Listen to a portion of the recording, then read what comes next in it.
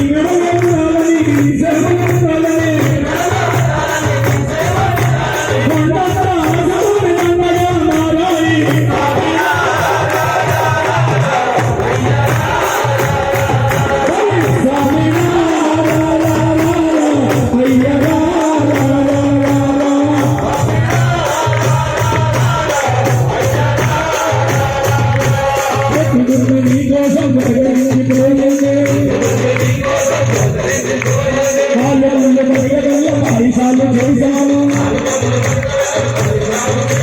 కస్తూరి గంధాలు అరగదీసి పెట్టాను కస్తూరి గంధాలు అరగదీసి పెట్టాను అయ్యా అయ్యా నా పూజలకు దేవయ్యా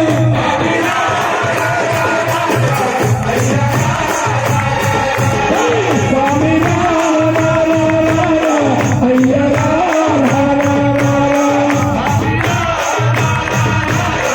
అయ్యా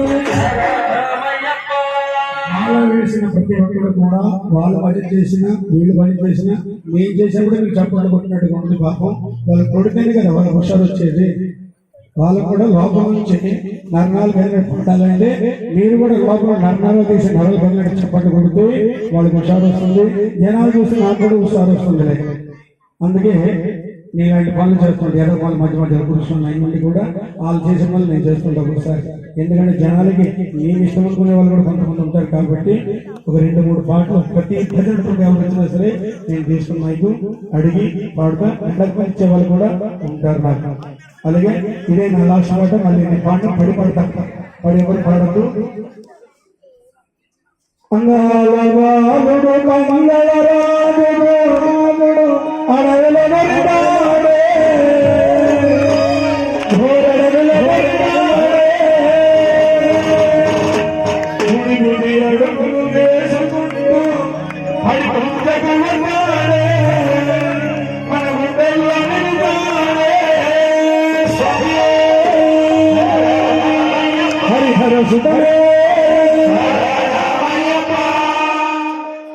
అంగాల బాలుడు పండగ